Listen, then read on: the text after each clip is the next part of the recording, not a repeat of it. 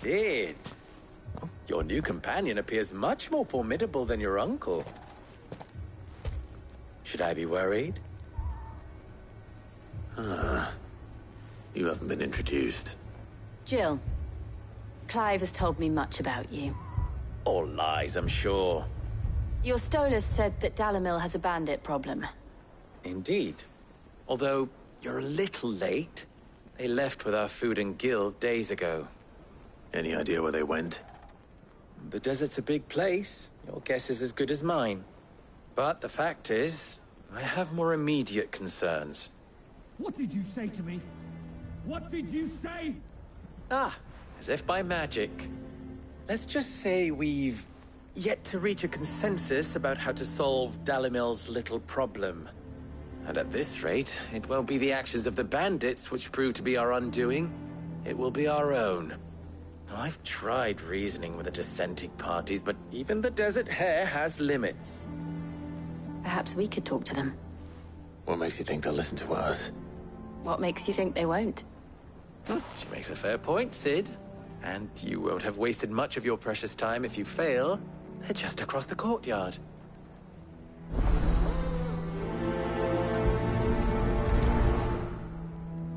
Suppose we just follow the shouting.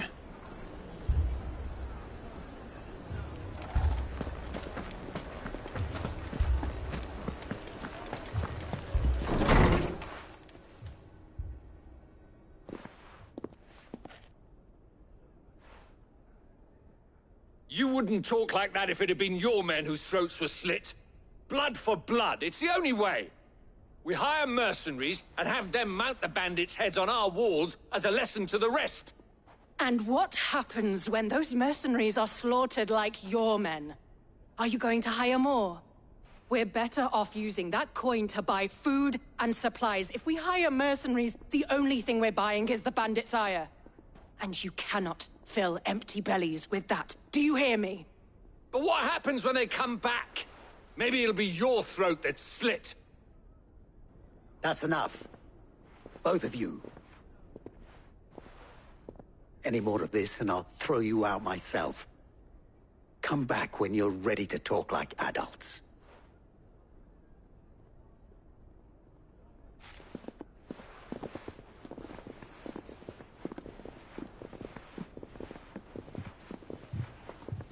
Victor. What's he doing here?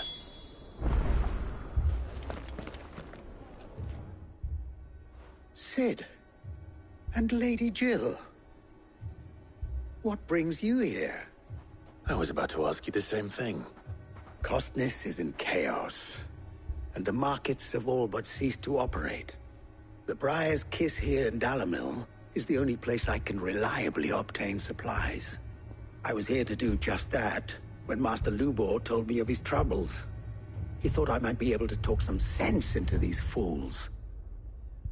But if you're here, I suppose his patience must be waning. Who are those people? Those were the thorns in Lubor's side. And the reason this place might be headed the same way as Costness. It's these accursed skies. The darkness is enough to drive a man to madness. Or an entire city, for that matter. We're still working on the skies. But in the meantime, perhaps we can find a solution to Dalamil's problems. I hope so. For all our sakes.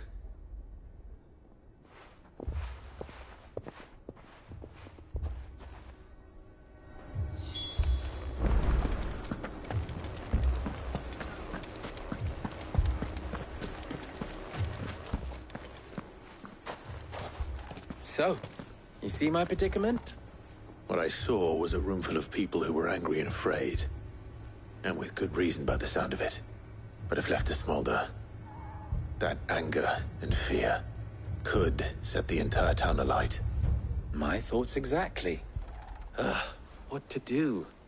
Both sides wish to protect their homes and livelihoods, if only they could agree on how. But as long as they are divided, we are vulnerable. And if there's one thing bandits like, it's an easy target. What would Sid the Outlaw suggest? Well, if it were my namesake, he'd let them choose for themselves and be on hand to pick up the pieces when it all went wrong. That sounds like a recipe for disaster. A recipe for disaster is precisely what it is.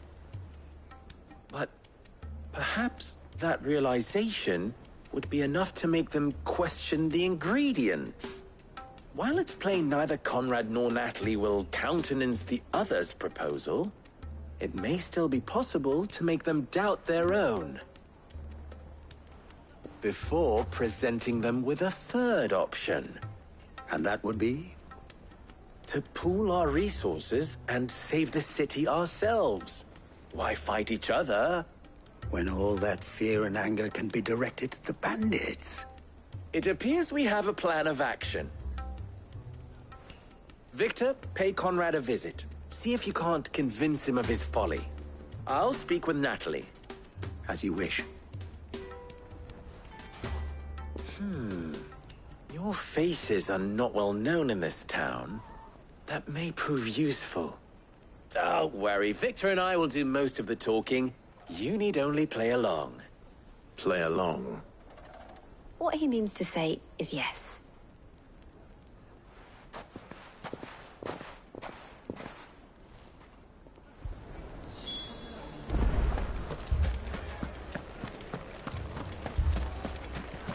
Picture it, Conrad.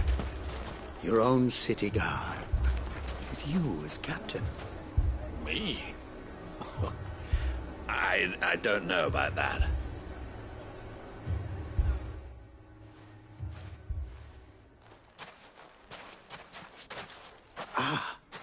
Here she is. The Lady of the Spear herself. Conrad, may I introduce you to Jane, commander of the Red Wings, the oldest mercenary guild in the Free Cities. A pleasure, my lady. The pleasure is all mine. As I told you, I summoned the commander here from Canver to inquire about a contract. Victor says you told him no. That there aren't any men left to hire. Is that true? True as the crystals cracked. Nobles came and claimed every last one worth his salt. And not just from us Red Wings. You know of the 7 high houses. There must be 2 swords assigned each one. Granted, we have a few boys left. If it's boys you're looking for. Well, Conrad, are you saying that Dalamil's finest cannot defend this town better than a gaggle of unblooded striplings? That a band of beardless youths could better avenge the deaths of your brave men than you yourselves? Absolutely not. We'll show those bastards who they're dealing with.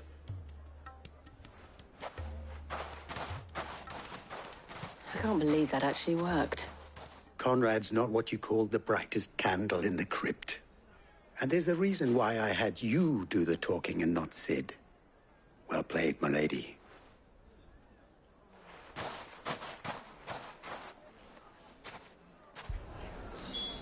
Then let us band together and show these brutes that Dalimil is not to be trifled with.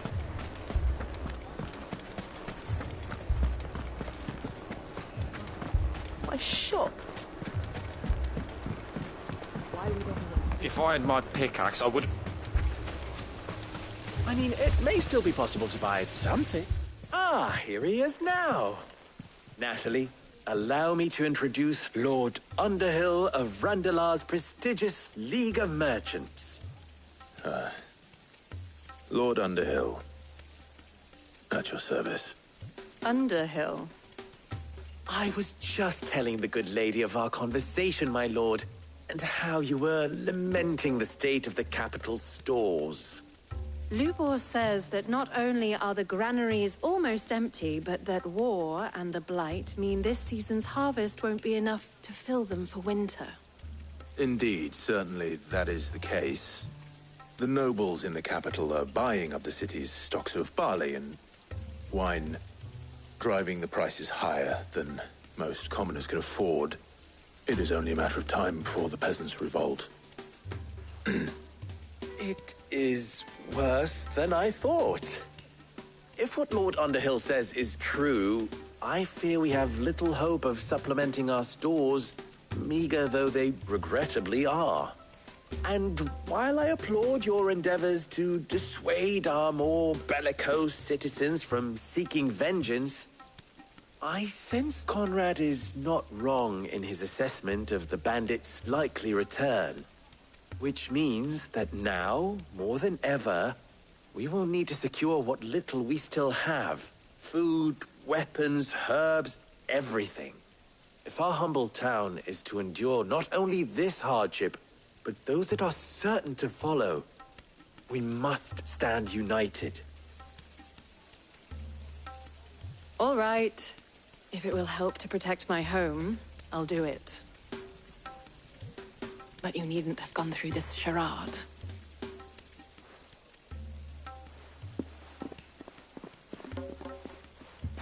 Thank you, Clive. Your performance was nothing if not workmanlike. She saw right through it. I didn't say it was good, merely that it produced the desired effect. Now, my scouts should be returning shortly. Meet me back at the Briar's Kiss, and we shall see what we face.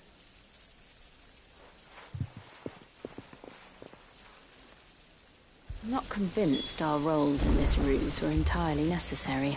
It appears I have no choice. I don't know. Conrad seemed quite taken with you. Mummy, I'm scared. Oh, I'm ruined. Good news, Sid. Both Conrad and Natalie have somewhat gracefully accepted their new roles. With time, they may even learn to. Time no longer appears to be the luxury it was before lunch. I take it your scouts found the bandits. Technically, it would be the bandits who found my scouts. It appears they march for Dalimil as we speak. All of them. You're not serious. They don't just want food, they want the whole damn town.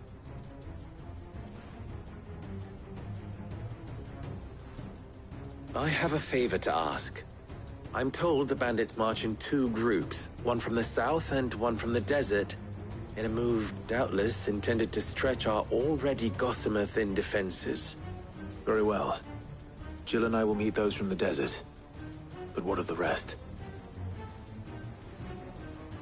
The rest, my friend, the city shall fight.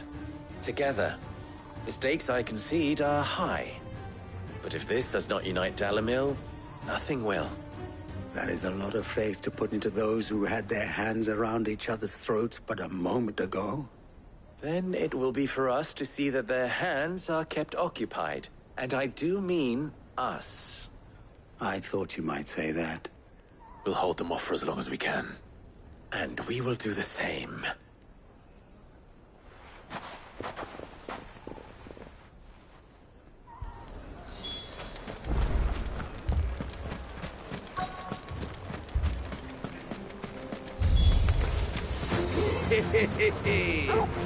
The women folk have come to welcome us. I'll take that one. He's all yours.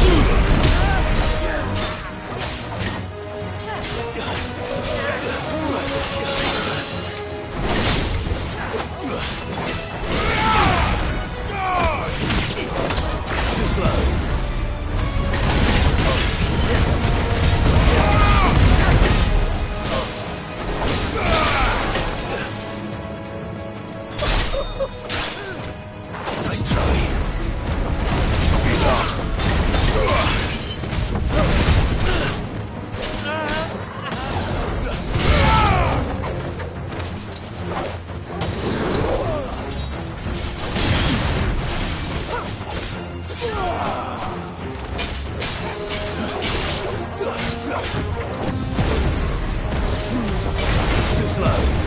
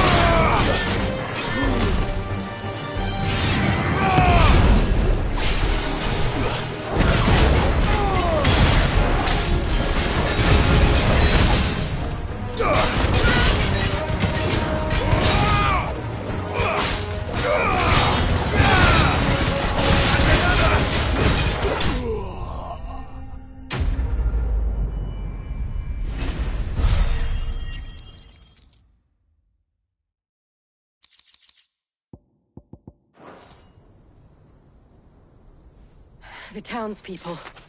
Could they have held out? I don't hear any fighting. What do you think? That we should hurry.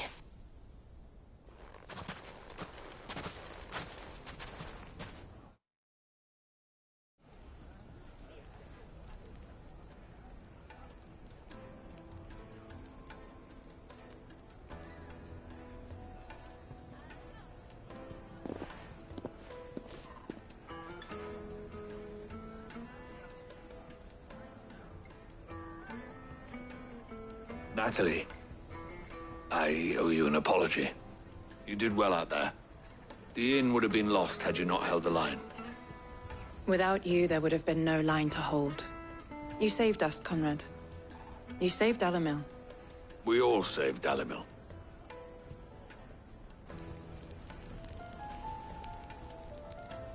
Conrad seems to have had a change of heart. I'd say they both have. I take it from your presence that our visitors from the desert won't be joining us either. Pity. The plan worked, Sid. Granted, it only took an army of bloodthirsty bandits at our gate. Calm now, Victor. Why quibble over the details? We are united, and that is all that matters. As for you, Sid, you fight considerably better than you act. I'll take that as a compliment.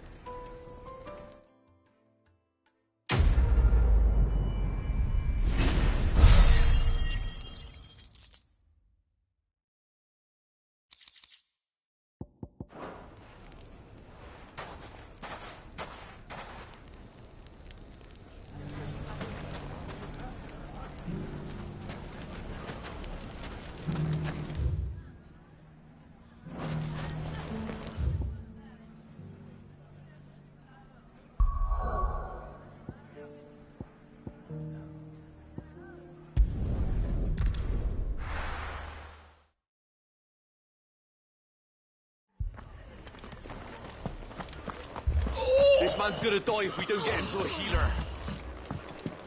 But all our beds are taken. Martha.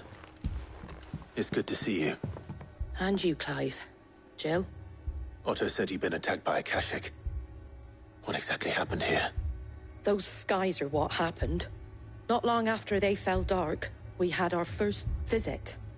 There were hundreds of them. Tried to storm the hill. Only a handful made it up here, but that was more than enough. The rest are still down there now. And while we have a few willing fighters holding them back, they're sorely outnumbered. What do you think, Clive? That we join the fight? I thought you'd never offer. Now, where I need you is the Fallen Gate. That's where the fighting is fiercest. Let the men know you come to help. Something tells me they'll be pleased to see you. We're on our way.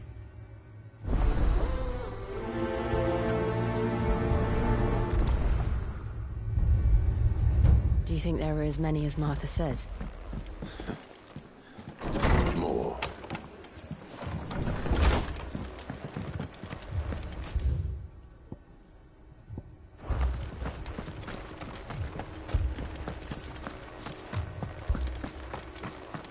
You don't think they've abandoned Not us, here. do you?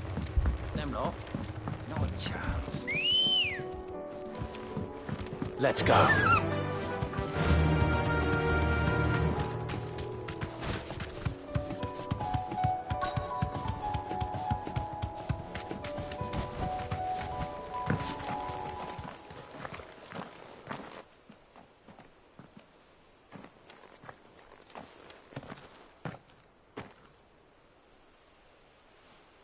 Clive, wounded.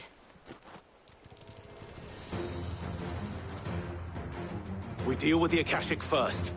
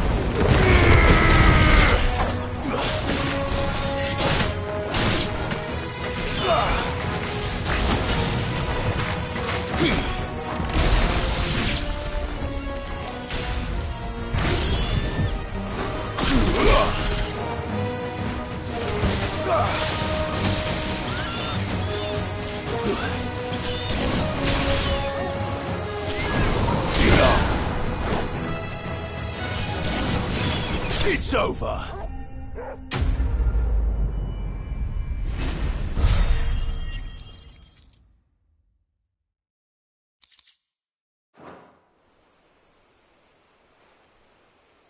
These men don't have the look of hired swords.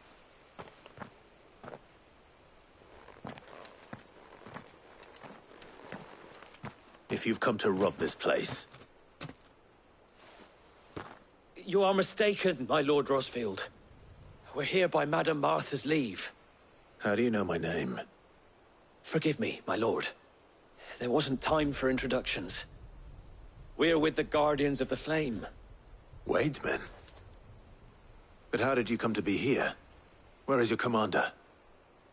Sir Wade left earlier with a scouting party to find out where the Akashic were coming from. Did he? Take your wounded back to the inn. Martha will see you're looked after. We'll join you anon.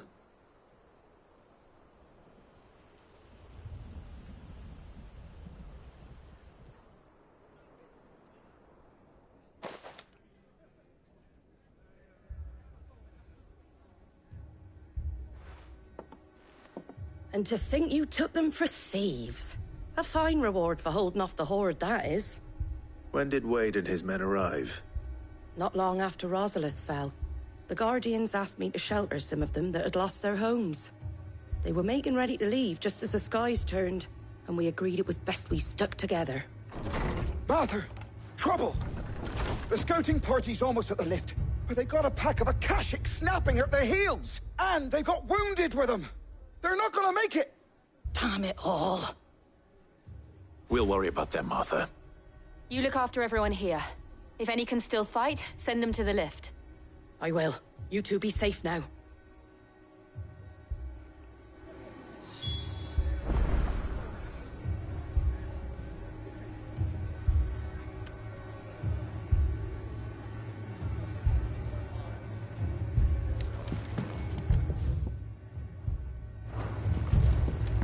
They were too fast. Or maybe I was too slow. Stop that. You're alive. That's all that matters.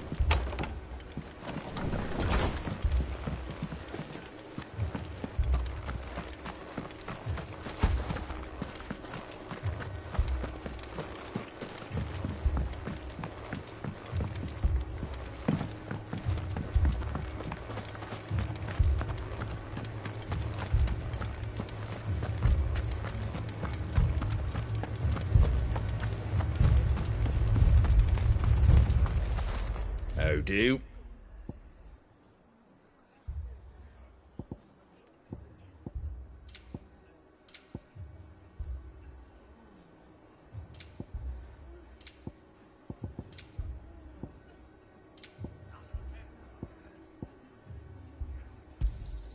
There you go.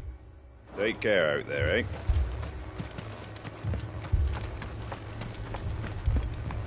Mad dogs. A lot of them.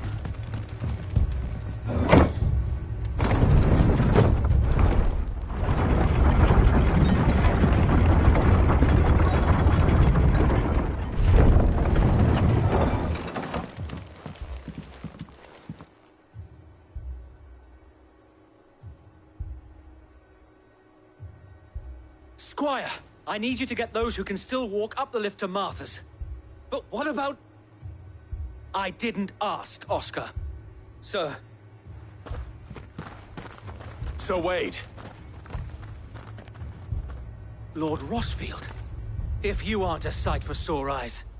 Martha seemed to think you might need some help. And by the looks of it... We thought we could sneak by them. But we didn't know there would be so many.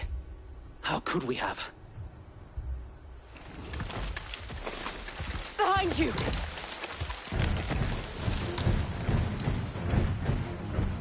Damn it! We need to get the injured to safety. Do you think we can hold them off? We can certainly try. Are you with us, Sir Wade? Always. Then let's do our duty.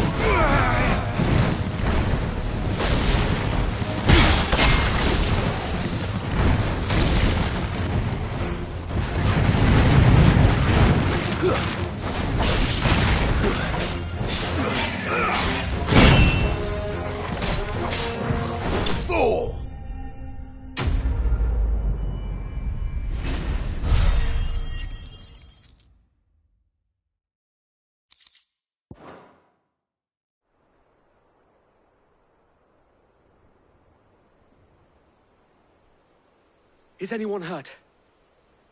I don't think so. And yet again, you've pulled me from the flames. It's just a pity I keep walking into them. You've never been one to shy away from danger, Sir Wade. Like any shield worthy of the name. I see you're all in one piece. Martha!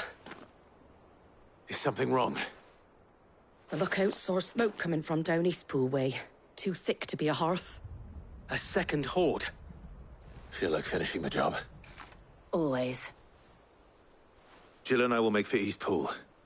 You'll need to move the injured without us. Don't you worry about them. The moment my men are safe, I'll follow. Good luck.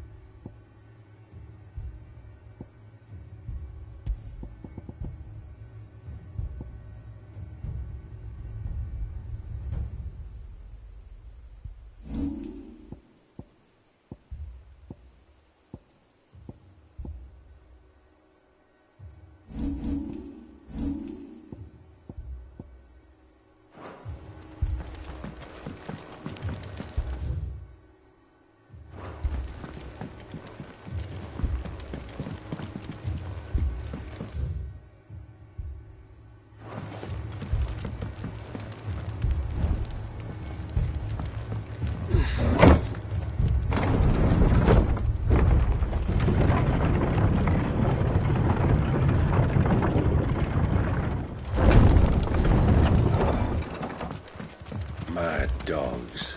A lot of them.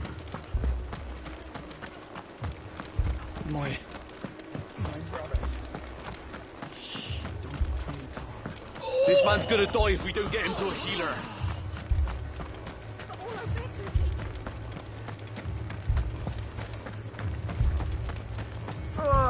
Just patch me up as quick as you can and get me back out there.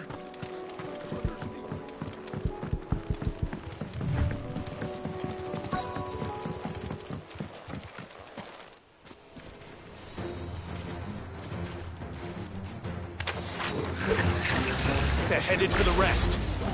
We have to slow them down. Martha and the others won't be ready.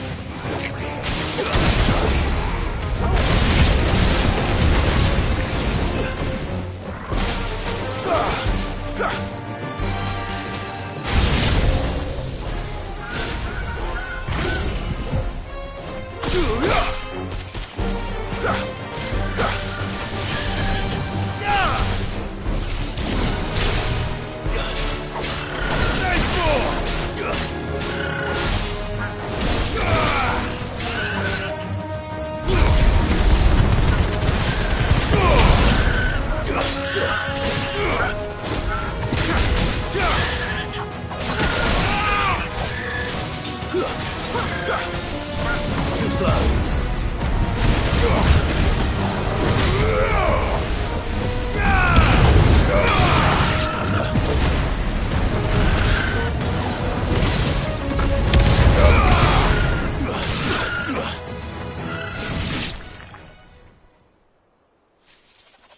Something's coming. Apologies, my lord. Did I miss anything? Only the first round, Sir Wade. Shall we?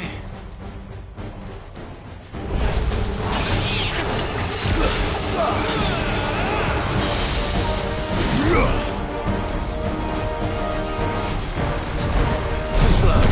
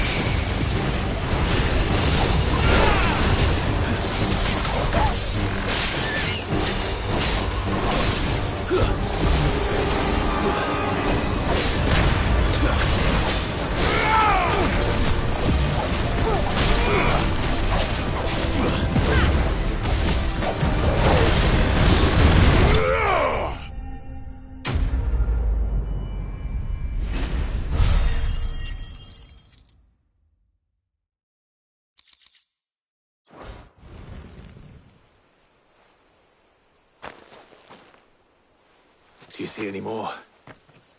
No. I think that was the last of them. But it won't be long before the next lot arrive. Then we make for Martha's while we can.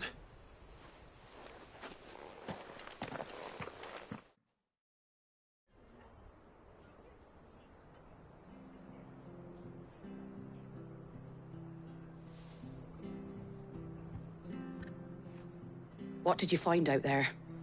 The same as Sir Wade. Scores of Akashic. Well, wherever they came from, they're gone now. Our lookouts say the lowlands are clear. Hopefully we'll have enough time to lick our wounds. How many of your men were injured? A damn sight less than if you hadn't turned up. Thank you. It was a hard-fought victory. But as long as the skies remain dark, I fear the Akashic's numbers are only going to rise. It's not a matter of if the Horde will be back, but when. And whether that's sooner or later, we'll need to be ready. The inn here affords a good view of the land, and is easily defendable. I'd like to make this one of our outposts. What do you say, Martha? You'd have more men to guard the rest. Well, when you put it like that, of course they can stay.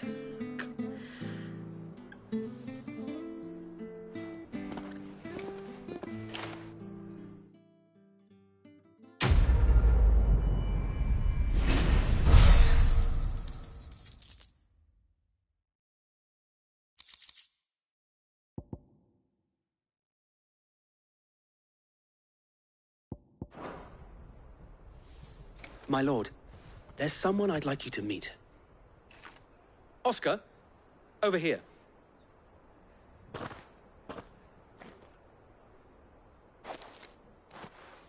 It is an honor to make your acquaintance, Lord Rossfield.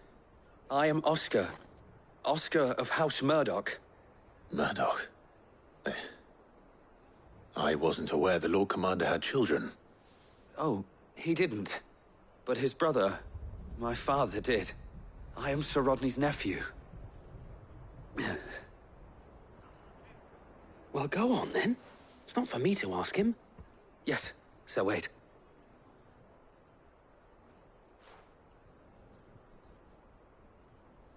If it please you, my Lord Marquis, might you take me as your squire?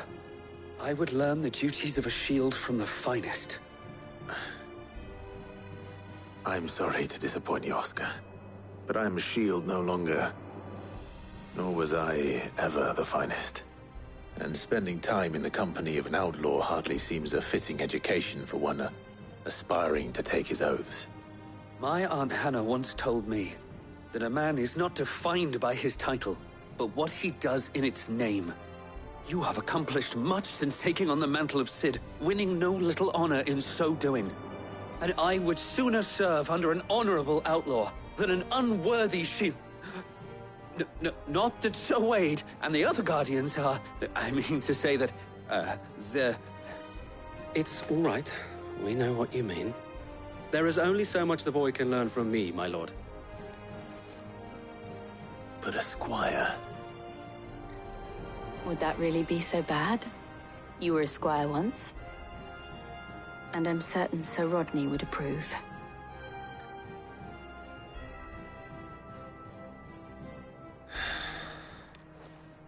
Know that I'll show you as much leniency as your uncle showed me. I would not have it any other way. Our friends seem to have things under control. For now, at least. Let's go and put Otto's mind at rest.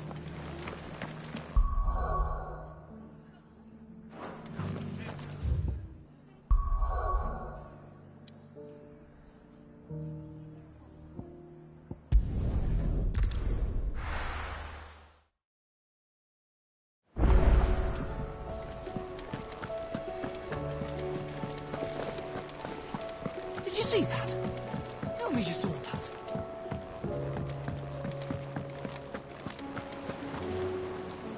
Was wondering when you turn up. Had owls from all our friends thanking you for your timely intervention. How is it you always manage to arrive at just the right moment? Luck, I suppose. Any word on the rest of the realm? Let's see. Storm's still crying out for mother crystals.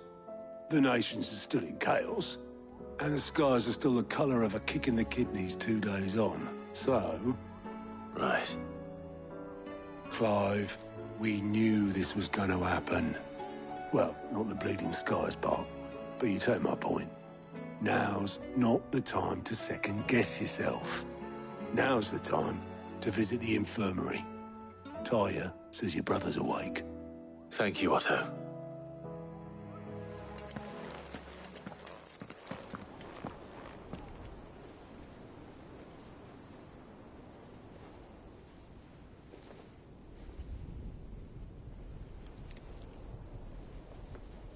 So it was not Sylvester, but Olivier who served as Ultima's puppet. And when Dion learned of this, he sought to slay the fiend.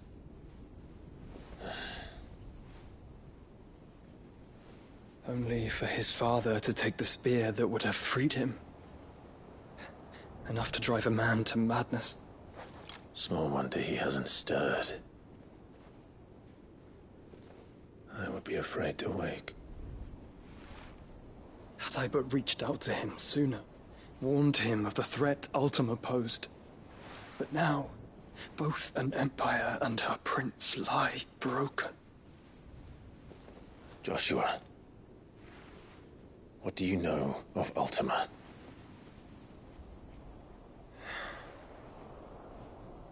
Very little, I'm afraid. Despite my best efforts. 18 years ago, as I lay buried beneath the rubble of Phoenix Gate, 'twas not death who came for me, but another. And it was while in my rescuer's care, I first heard of Ultima. I've been chasing his shadow ever since. Ultima is driven by some deep, dark purpose, and for whatever reason, it would seem you are crucial to his designs. He will stop at nothing to have you, even if that means toppling an empire. But why me? What possible use could I be to such a creature? That is one of many answers that have eluded me. Yet, I am certain of this. It is not mere chance. You were chosen for a reason. All dominants carry within them the might of an icon. Nigh limitless power that is at once acutely limited. I wield fire, and only fire. And I only ice. 8 wardens for 8 elements. But you, Clive. You are different. You're special. Your abilities begin with the flames of Ifrit. But they do not end there. The fact Ifrit can even exist goes against everything we thought we knew of dominance. Perhaps Ultima has been waiting for one such as you, whose potential is truly limitless. I've encountered that thing several times now.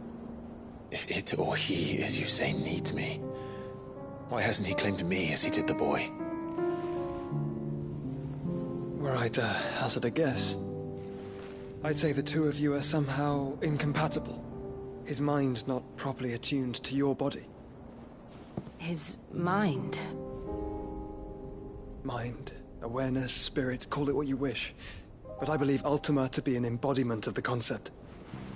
This is why I struggle and fail to contain him here inside me. I'm sorry. Inside you? With every setting sun, I feel my strength wane. And though the Phoenix's flames mend the prison I have made for Ultima, they do so at a cost. We must find a means to bring an end to him before I meet my own. What were you thinking? It was that or let him take Clive. And I've always had a soft spot for my brother. But that doesn't mean you should sacrifice yourself to save me.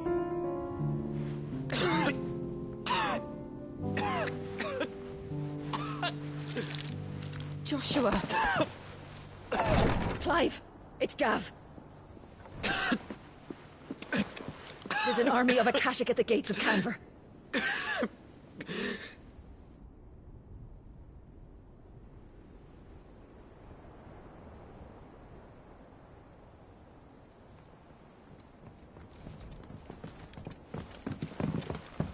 Well, what's the short of it? I thought Tyre told you.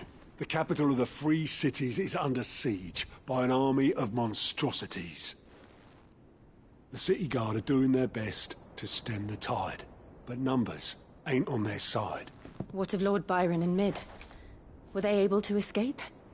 No, but they're all right for now. They're hiding with Gav at midship. We have to get them out of there. And we shall.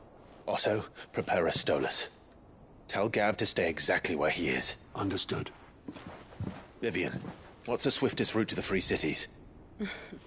That sounds like a question for the map. Look here. This road, through Tabor, should provide the least trouble. Good. What a coincidence. Tabor is exactly where I'm bound. Joshua, Bed is where you should be bound. You don't think I told him the exact same thing? Were Tyre not such a talented healer, I would surely have been inclined to agree. But, thanks to her ministrations, I feel I may safely rejoin my attendant, who is to wait for me in Tabor if we became separated. All right, we travel together. Clive. If he stays close to me, he'll be fine. Thank you, brother. I'll look after him.